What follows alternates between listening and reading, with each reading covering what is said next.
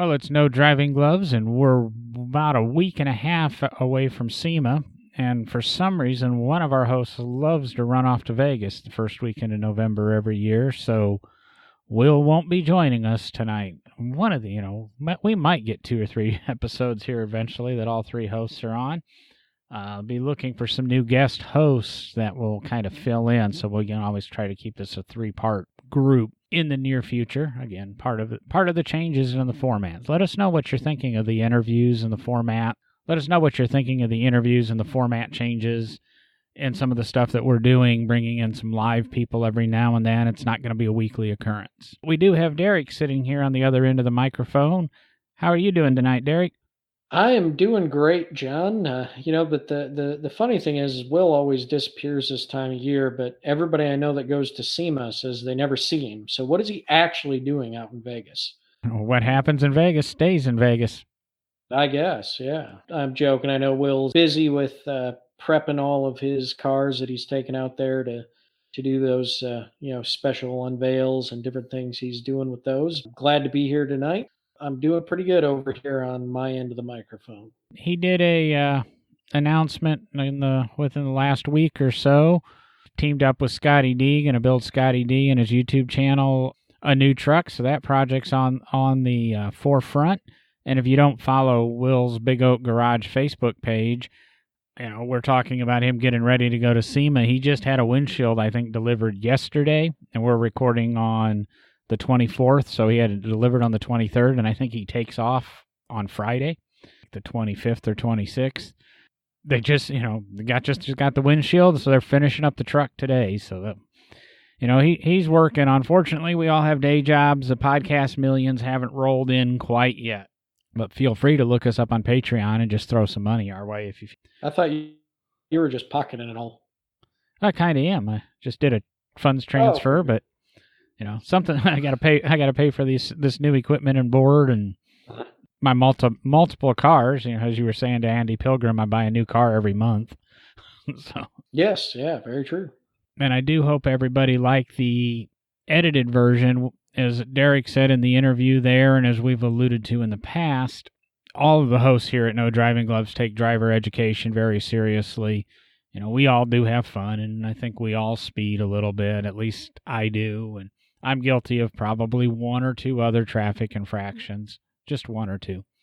That part resonated with Andy in discussing his foundation and teen driver safety, so we edited that down into, instead of being the hour-and-a-half episode, to about a 35-minute episode, just focused on that, so you can share it with your friends that might not be car people, but have kids, or going to have kids, or to grandparents, or just to get it out there and let people know that not only is Andy's foundation there, a lot of Andy's stuff is available for parents and for the teens. It doesn't have to go through the schools. You can do some of this stuff in teaching and learning on your own, and some of his statistics really did resonate with me, and I think all 3 of us hosts did feel that needed to kind of be its own episode to try to get it beyond just the listeners, or regular listeners of No Driving Gloves. So now that I've went all academic like we usually do, anything exciting happening on your end, Derek, or are we going to just jump right into this topic for the evening?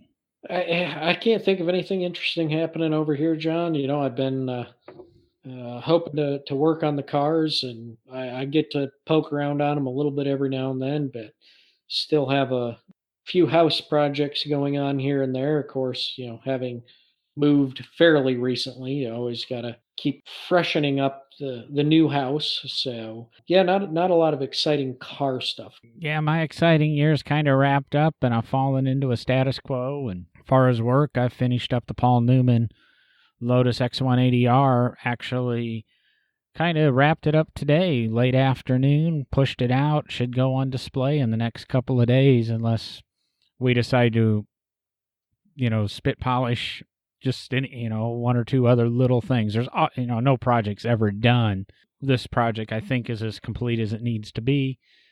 And my Lotus 55 Lotus Mark 10 Targa Floria just got back from the paint shop. suspension components are all painted and everything, and that car is ready to begin reassembly with really a goal of having it done right about Christmas of this year. It's a really aggressive build for us at the museum. Normally we have a very lax timeline, but our benefactor would really like to see two cars completed. The Lotus Mark 10, like I said, that just got back from paint yesterday, and we have two members of staff actually up at the panel shop in Connecticut picking up a Lotus 11 from them, and they just did a lot of body work and paint work. And really both of these cars, the Mark 10 and the 11, are in the same state. Frames painted, bodies on them, bodies painted, chassis or suspensions all disassembled, laying on our benches, ready to bolt on. And that car should hit the shop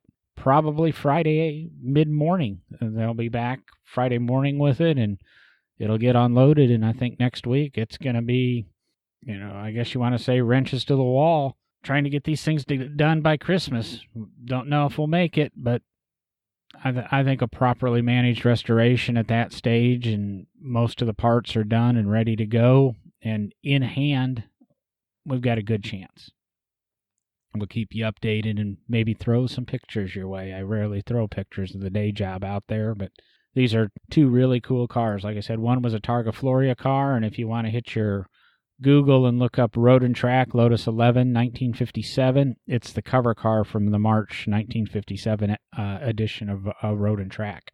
There's kind of my activity. Believe it or not, I'm actually doing work at work. I'm surprised do I know at least my co-hosts. Yes. I've been looking for a topic, and I get accused a lot. Derek and I kind of get a little bit more academic, and we need to have Will around for a little bit more levity to the episodes. But we don't have Will. And we're going to really dive into a topic. It was something that was written by Daniel Stroll for Hemmings in late August. And it's a question that kind of resounded to me, and it kind of ties in with present day and really automotive history and companies over the years. Being flat honest, this topic came from Hemmings. It came from his article. And Derek and I are going to look at it from our points of view and kind of analyze it. Some of Derek's history ties really close to this article. The article is, would Ford the automaker have survived without Ford the man? And I think simply put, would the Ford Motor Company as we know it today and its progress of, quote, not selling cars anymore, even though they're going to sell the Mustang, the Fiesta STs, and Ford GTs, at least for the foreseeable future, which are 3 cars out of a line of 5. But those are performance cars. They're not just cars. Well, they're still cars. Would that automaker be able to be making these decisions and be around if Henry Ford would have been ousted, if Henry Ford would have thrown in the towel, if Henry Ford wouldn't have been the man he was, good or bad, whether you think of him as a tyrant or a wonderful business leader or a combination of both, just a greedy industrialist. I'm going to say, since I've said those words, I think he's really was a combination of all of them. And I think a lot of people will, after 60-some episodes of No Driving Gloves, know I'm probably a Gordon Gekko fan from the first movie, and greed is good. Where do we want to go, Derek? I know you're much more versed on this topic, and I'll interject and hopefully throw some intelligent commentary to our dialogue tonight and not just be my long-winded fool. No, I figured you were just going to sit back and drink your Mountain Dew and eat potato chips. I don't have potato chips. Yeah, bummer. So I'm just drinking Mountain Dew. It's kind of like kicking ass and taking names, and I'm all out of names.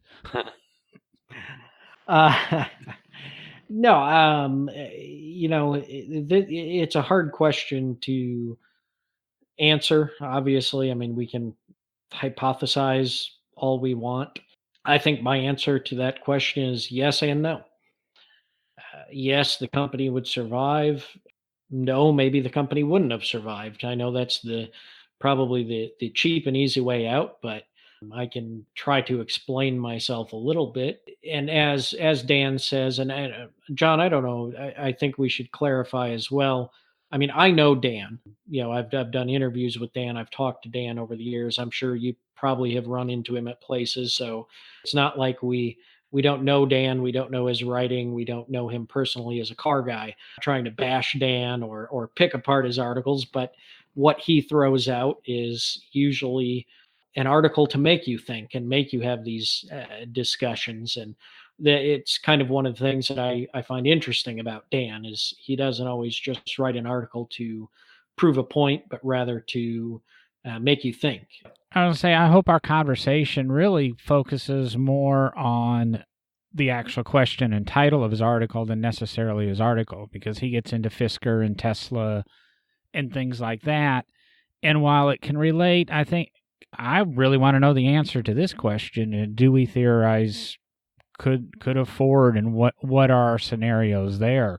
And in no means do I mean to pick apart this article like we do do a lot of the time. Yeah, and that's all I was trying to say is, we're not trying to get on Dan here. We actually find it interesting that he wrote the article. So to talk about especially some of the points he did, if you really look back at Henry's career, Ford Motor Company was the third company that Henry actually was involved in. And, the Detroit Automobile Company at first, which built very few vehicles that we know of. None seem to exist other than the one of the race cars he built during his time there, which is believed to consist of the front axle and a few components of a Detroit Automobile Company vehicle, but completely custom built beyond that. And then the second company, which he was involved in, the Henry Ford Company, of course, named after him. He was kind of chief engineer, if you will, of the company and was in charge of designing the cars and producing the cars. But during his time at that company, he was more focused on his racing career, believing that racing would bring attention and money to the company. Of course, he was very successful in defeating Alexander Winton in 1901 while he was doing the Detroit Automobile Company and running sweepstakes. At the Henry Ford Company, this is the time in which Henry Ford is building the 999 and Aero race cars. And he doesn't focus very much on designing and building the production cars, which of course upsets the stockholders. Basically, we'll call it a mutual agreement between Henry Ford and the stockholders that he would leave the company. Having already designed a chassis and body, he would move on and do something else. And then the Henry Ford Company thought about dissolving the company, but they got connected with none other than a gentleman named Henry Leland, who conveniently, or at least conveniently for the stockholders of the Henry Ford Company, had an engine design that he was willing to bring with him to the company, put in the car that was already designed by Henry Ford, and get them a production car on the street. But of course, Henry Leland did not feel that the company should be remain named the Henry Ford Company, seeing Henry Ford was no longer in it. He proposed the name Cadillac, of course, named after the French explorer that explored Michigan and the Detroit area, Monroe area of Michigan. Essentially that company became what we know as Cadillac basically today. In that case, a company did survive without Henry Ford. In that initial step, could a company that Henry Ford was leading survive without him? Yes, it did. It took another brilliant automotive pioneer to come in and run it. It did survive without him. He of course, went on and got involved with Malcolmson, founded the Ford and Malcolmson Company, which would become Ford Motor Company that we know today. So I think in that initial step, before I jump into Ford Motor Company, John, my answer in that situation would be that yes, a company could survive without Henry Ford. It kind of is interesting, and I think a lot of people don't realize that Henry Ford actually had two companies prior to what we know today as the Ford Motor Company. And as you very well explained, and the history of each of those companies and how they went and where Ford's money came from. A lot of the story behind the Ford Motor Company is Ford, and I believe it was with sweepstakes, won a race, and that provided him the funding for starting Ford. And everybody forgets about his early partner. Everybody forgets Well, about. that was actually the Henry Ford Company that Okay. he started with the funds from sweepstakes. He got involved with the Henry Ford Company. But and that's where all that history gets confused. Is you forget that he had a partner when the Ford Motor Company started. You forget that he was basically, I guess, not ousted, but a mutual agreement with him and the board. And I'll say I've had some mutual agreements with employers too. And while I wasn't fired, I didn't necessarily quit, if you know what I mean. So I think we've all kind of sort of been there. I think Ford was, he was a passionate automotive person, and he was an engineer, and he enjoyed it.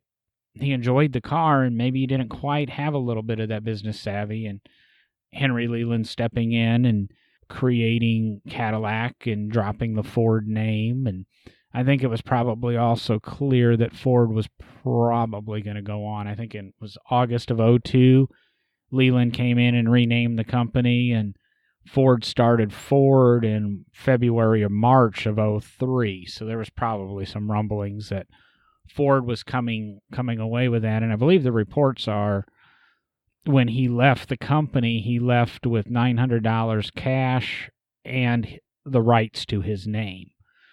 So there might even been some of that lawyer legalese back in even the 1900s. Lawyers seem to have been around for a really, really long time. Oh yes, yes, and oddly or funny that you would mention that because when talking about Henry's Ford Motor Company days, there's some lawyers and legal things that get involved in that I think play into this discussion as well. Love to see where we're going to go with that. I'll just, do the little quip that I'm sure everybody's thinking is, damn, a lawyer's involved? Of course.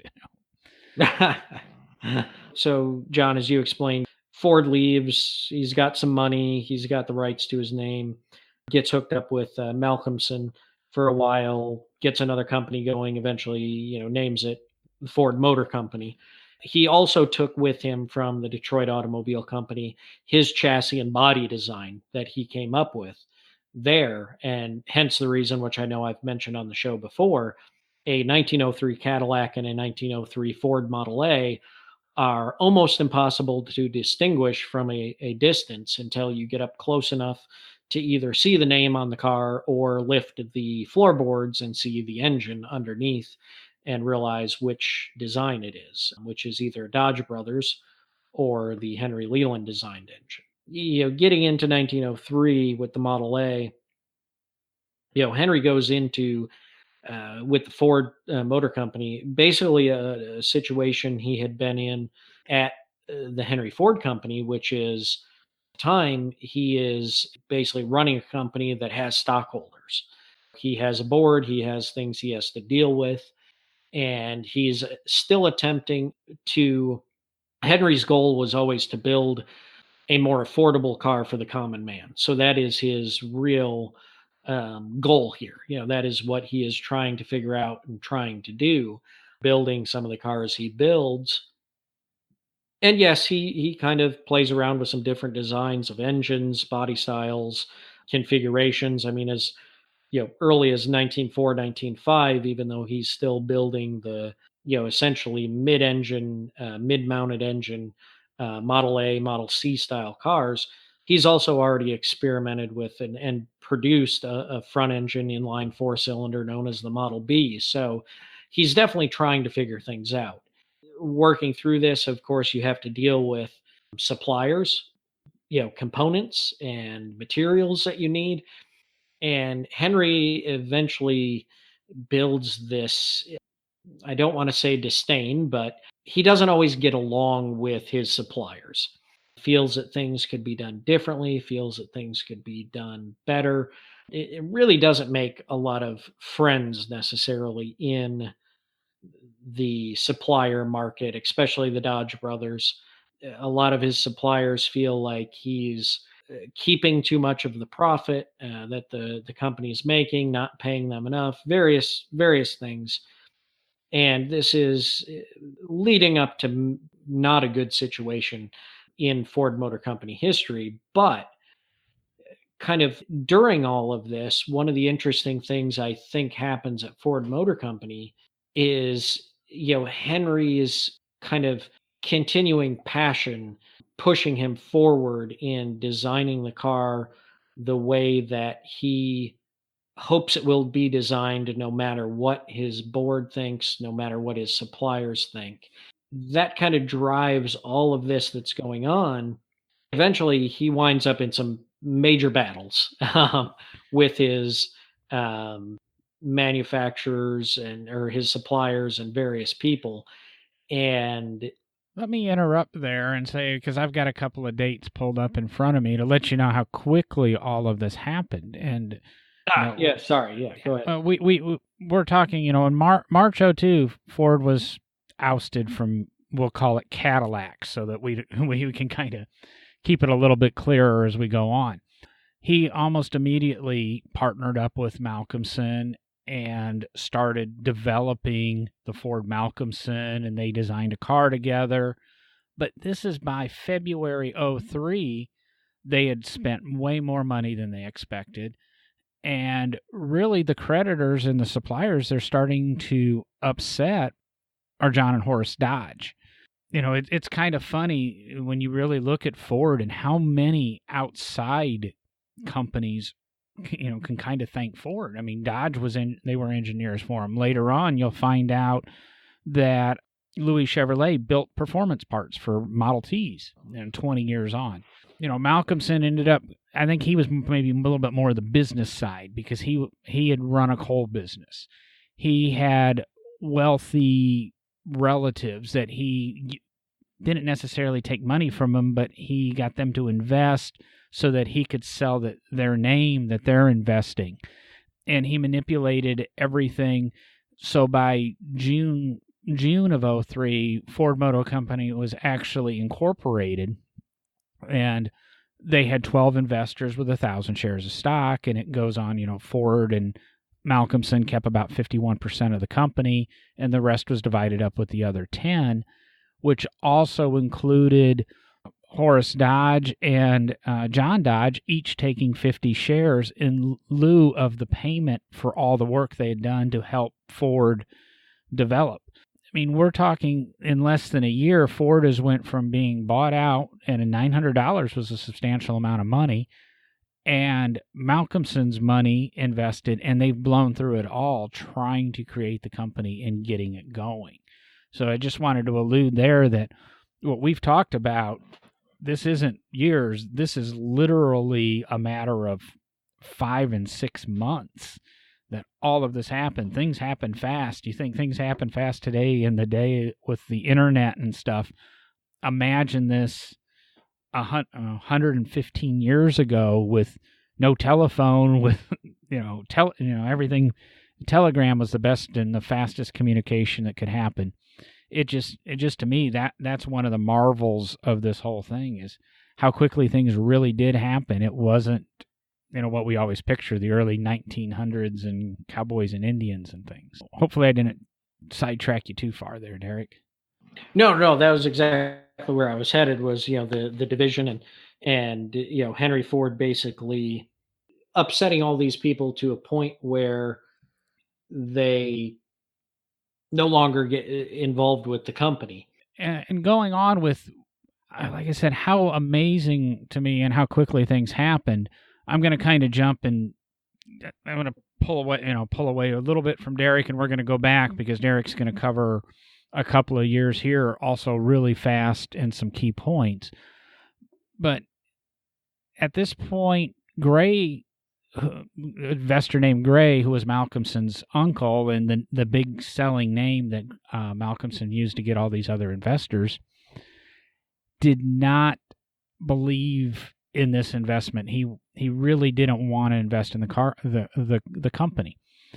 But Gray, at the first shareholder meeting, June 18th, 1903, keep in mind, company was incorporated June 16th, first shareholder meeting June 18th. Gray was elected president, and Ford was almost immediately profitable. He had a good product. He just needed the funding to bring it to market.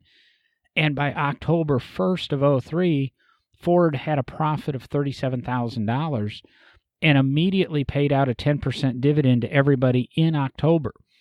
$3,700 all of a sudden, again, was split among 12 people. And not a lot of money, but still, quick math in my head, $300 a person. Not a bad dividend. And then, amazingly, the beginning of '04, they threw out another 20% dividend. And then June of '04, 68%. And then two dividends of 100% each in June and July of '05. It made the investors, according to my research, shows almost a 300% profit or 300% dividends in just 2 years. And the '05 total profits were almost $300,000, and they paid out a major chunk of that. These people that were a little bit hesitant, all of a sudden, Ford's ousted in early '02 from his second company, his first company having failed a few years before. And by the end of '05, not even 3 years later, has a company that's making $300,000 in 1905. $300,000. I should have done an inflation calculator here. That's serious money. That is $8.6 million in 1918. So it's pretty, a pretty substantial amount of money for a guy that was broke 3 years ago with $900 to it, $900 to his name.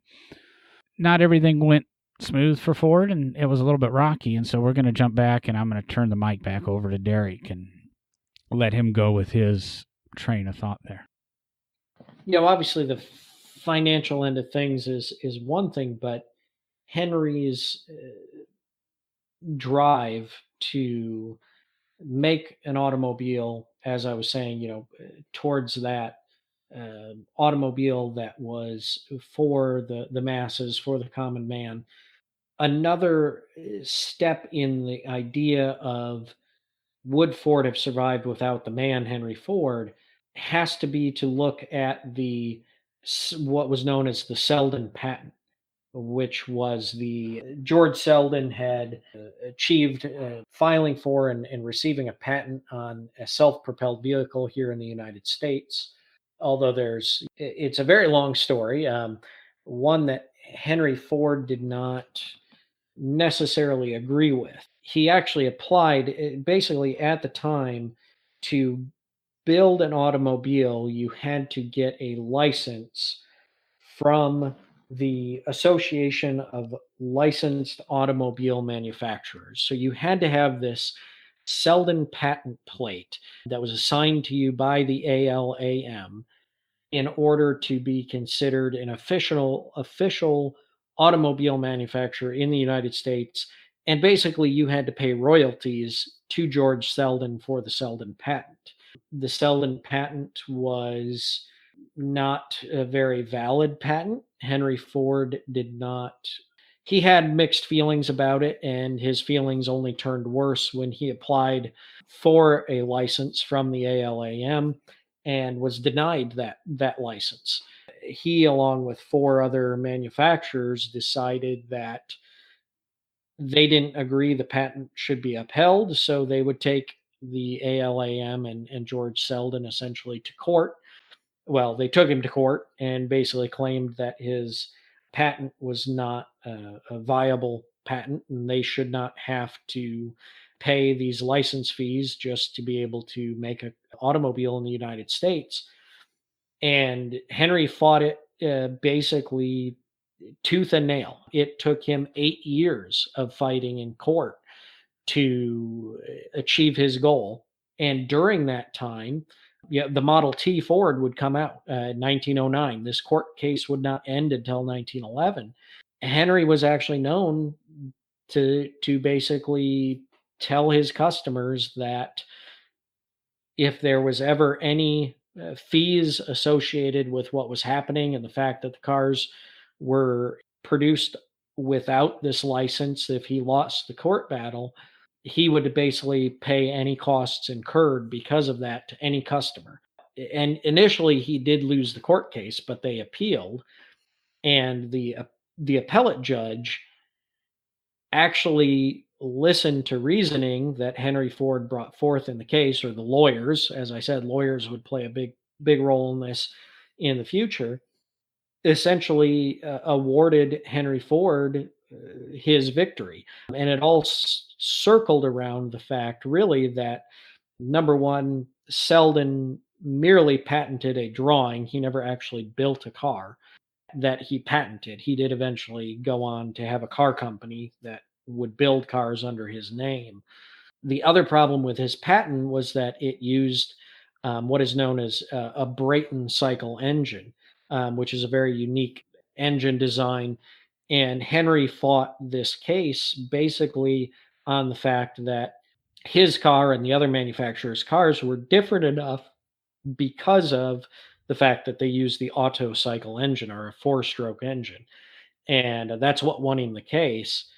And I think this is a situation where, I said with the Henry Ford company, the first company that would become Cadillac, the company could have survived, or did survive, without Henry.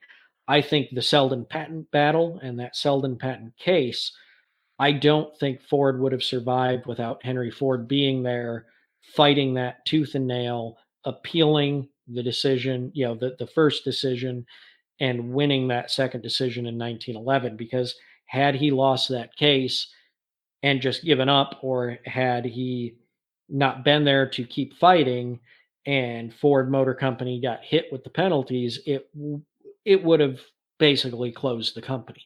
So I think that is a case where Henry Ford was instrumental in making sure the company survived, and that the Selden patent was found to essentially be, and what the ALAM was doing was found to be illegal. Guess I'll interject there. Not only did his battles to overturn the Selden patent help him immensely, it, I think, freed up a lot of the automotive world and industry for everybody. That was integral not only for his survival, but I think it was integral into bringing the automobile into everyone's home, and what his dream was. But it allowed the other manufacturers to, participate and not have to, quote, pay those patent fees to Selden. Agreed. After this victory in 1911, things are going well for Ford Motor Company. They're building the Model T. They're figuring out the assembly line, doing all these things, and Henry is getting more and more interested in controlling the company outright, in his own ideas, having his own ideas about the way things should run. He makes an interesting step right around 1918, which is actually a very devious step, if you will. He removes himself from the company. He leaves Ford Motor Company, but all it is a maneuver to buy out the remaining stockholders, get complete control of the Ford Motor Company into the Ford family hands, and then basically come back on board as the sole proprietor of Ford Motor Company, and able to run it the way he feels it is going to be best run and operated, to build the car that Henry Ford wants to build, which is the Model T. Because in Henry Ford's mind, at this time, the Model T is the best car that's ever been built, and it is the best car that ever will be built. He's got the assembly line going. He's building, the hundreds of thousands of these cars. I mean, he is on a roll. He has made the company what it is, and he is going to run it the way he feels it should be run.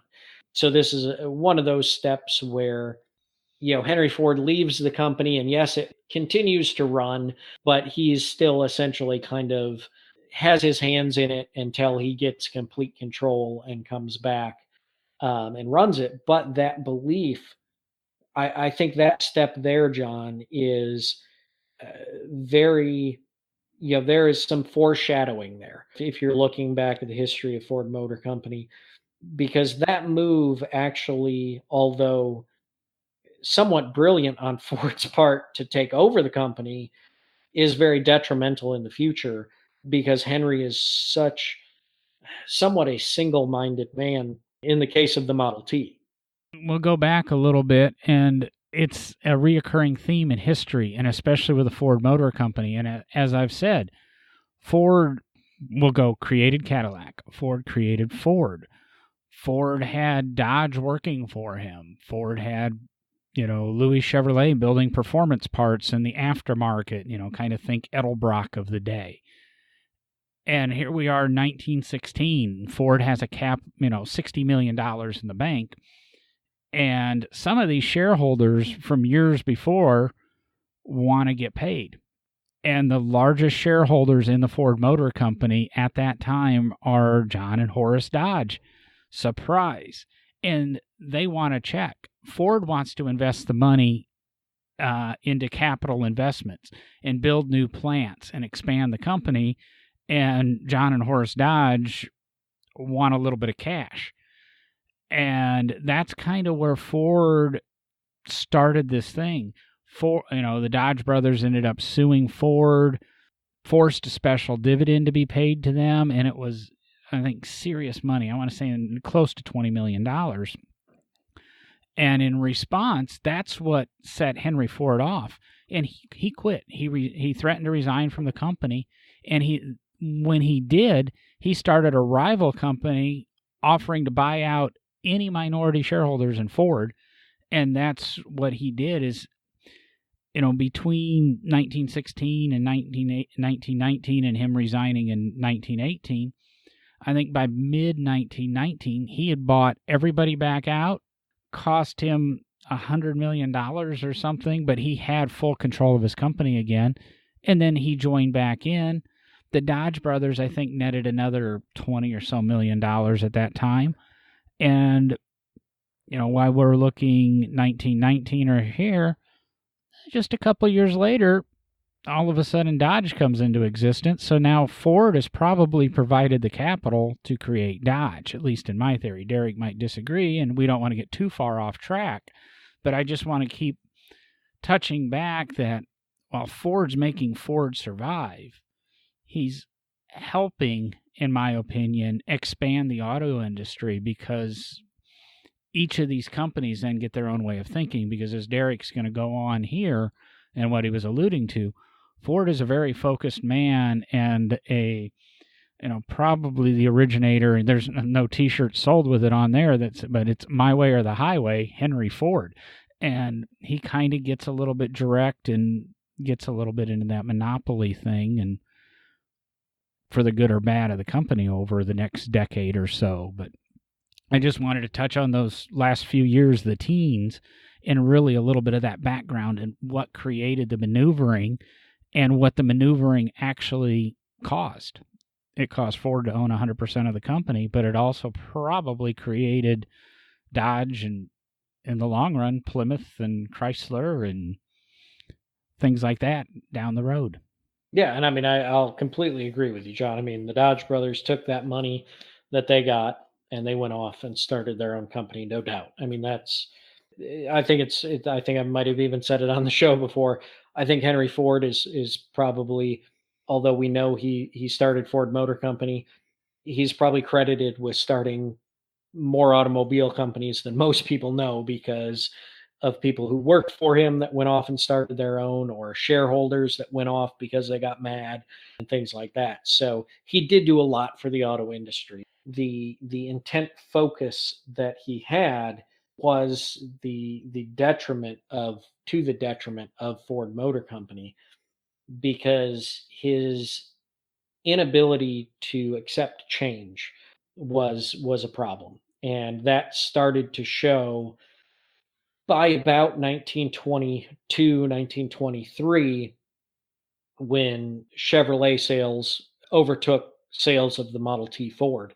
Really, have for automobile sales have never come back. They bounced back and forth for a while, but nothing like the hold Ford had on the auto industry and automobile sales prior to 1922, 23. It's all because Ford will not change essentially the rudimentary design of the Model T. By this time, the Model T is almost 15 years old, and it's the same basic design that it was in 1909. It's a pretty old car. It's a durable car. It's a rugged car, but the 1922, 23, 24 Chevys that are coming out are much more advanced than this Model T. And sales plummet. Henry attempts to bring them back by doing a few body style changes, little things like this. Of course, reintroduces color. Of course, we all know that after the Model T assembly line comes in 1914, roughly, the Model Ts are all painted black. He reintroduces color to try to get some interest in color. Sales are still plummeting. Really, by 1927, things are looking bad for Ford Motor Company. It takes Henry's son Edsel Ford a lot of hard work to convince his father that they need to make a change. They need to advance the technology of the Ford. They need to advance the technology of the Ford automobile that's coming out. They need to modernize. They need to make it a modern automobile that people are going to want to buy. And it takes a lot for Edsel to convince his father to do this, but he does. And in 1927, they stop production of what Henry Ford thought was the greatest automobile to ever be built. And they shut the plants down for about, I think it's about a total of 6, 7 months, somewhere in there, to retool to build what Edsel had created, which would be known as the Ford Model A. A lot of people call the Ford Model A the baby Lincoln because Edsel was running Lincoln at the time after Ford purchased it, and he basically took and made a baby version of the Lincoln. But it is a spectacular car, as a affordable car for the masses. But in that 6 to 7 months, Ford Motor Company was in such bad conditions financially that other automobile companies actually came in and attempted to buy Ford Motor Company away from the Ford family. And Edsel held strong, told them no, and held them off. And they reintroduced the Ford Model A, or they come out with the Ford Model A in 1928. Finally, have a car that people are starting to buy again. Sales start picking up, and Ford Motor Company is able to move on from there. So I think in this case, thinking back to Dan's article, this is a time where I think we could say that Ford Motor Company almost didn't survive with Henry Ford at the helm, but rather it had to survive with his son Edsel at the helm, taking control, proving to his father that something needed to change.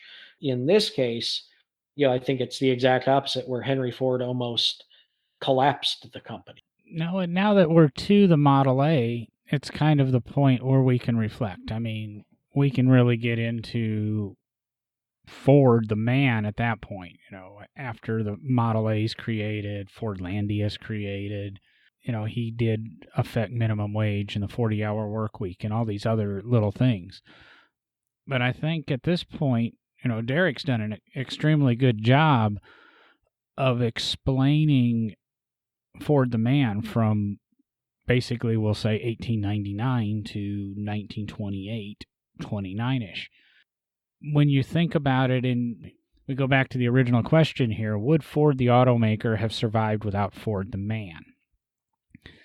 I'm going to say that probably it wouldn't have. I don't think the automotive industry definitely would be where it's at without Ford the man. He was very influential on, as we've said, every aspect of the early automobile, from his company to every other at least American automotive company, and he could not have done it alone. Ford, he obviously required a lot of help. He required he was a very stubborn, brilliant man, my way or the highway kind of guy. And there had to be equally as strong people working with him and at times against him to get him to do what needed to be done to continue Ford. So would have Ford survived without Ford? I don't think so. But would have Ford survived without assistance? No, it wouldn't have. It really, I think, it was a partnership. Ford was very, restating what I just said, he was very key to the early automobile. The early automobile needs to thank him, and the industry today still thanks him. But he could definitely not have done it alone. He made mistakes, and it took, as Derek said with Etzel, his son, I'm sure those were not pleasant dinner conversations. And when you're telling your father that the thing he engineered and made him super wealthy and one of the most powerful, respected people in the country, and if not the world, is old and obsolete and needs to be replaced. I mean, I have a hard enough time throwing away shirts that are 5 years old or 10 years old or 20 years old. And here you are asking him to do it with his life's work in order to keep the company going. Just that. And then again, the Dodge brothers forcing him to do certain things, and the early investors in the company. I like to restate myself 4 or 5 times for some reason. Would the automaker have survived? No. Would the auto industry have survived? Yeah, but I don't think it would have been at the place. I don't know if it would be at the place it is today without all of his early efforts. We would still have cars, etc. But I think this was a really good article for Hemmings to publish and for Mr. Stroll to have written. Do you agree, disagree, or how do you want to conclude that, Derek? Or did I cut you off and you had 5 more minutes to go before I was supposed to wrap it up? 5 minutes? I had 3 hours? No. It's an interesting question. I mean, and that's why I kind of wanted to take it in those stages that I took it in, because I think it really depends on, more of the question would be, at what point, if Henry left the company, would it have survived or not? Because I think that plays a big factor in it. Had he left early on, probably not, because they wouldn't have had the drive and the ambition to fight the fights they fought to get where the company was by the time the Model T was produced. Had he left after they got the Model T going, or had something happened after the Model T got going, I think the company would have survived just fine. But I think you're right, John. I mean, I think, he was so instrumental in so many things that I don't think we would be necessarily where we are today, or would we have gotten to this point as quickly as we did with some of the breakthroughs that occurred, without Henry involved in the automobile industry in some way. Would it have survived as an entirety? Yes. But would it be the same? Definitely not. So I think in that fashion, you're definitely right. And for me, it more comes down to, would the company have survived? Would Ford Motor Company have survived without Henry Ford, the man? I have to say that it depends on the time in which Henry would have left the company, for whatever reason it would have been. It really, that is the pivotal question, I think, because I think, had he left early on, I'm going to repeat myself again because that's what we like to do. I think we would not see Ford Motor Company today. But had he left later on in Model T production, I think we would still see a company known as Ford Motor Company. Your summary was a lot shorter than my summary, but then again, you didn't say everything 3 times. I only went twice, yeah. I hope that episode, while not over the top entertaining and humorous as, in a Jimmy Fallon, Johnny Carson kind of way, I think it was very integral into educating on the Ford Motor Company and the early days of the automobile. And that's part of what, again, I like to say No Driving Gloves is about. Let us know what your feedback is if you like this educational, really in-depth discussion, and provide some topics. Ask us some questions. I mean, like I said, this article from Hemmings, it went on and it talked a lot about really nothing we covered was really covered in this other than maybe the early days of Cadillac. But it was just the one question. Reach out to us on social media, Facebook or Instagram, No Driving Gloves, or send us an email at nodrivinggloves@gmail.com and ask us a few questions, and we'll look at it, we'll research it. We can discuss some of this stuff and help educate and explain. But we hope you enjoyed this episode. We'll be back. At least Derek and I should be back next week. I think Will's actually going to be in Vegas partying, and I don't know if we'll be able to get him to call in. SEMA's a pretty busy place. But we'll try to get Will at least for a minute or two. And if not, we'll talk to you guys in a week. I'm out of here. See you later.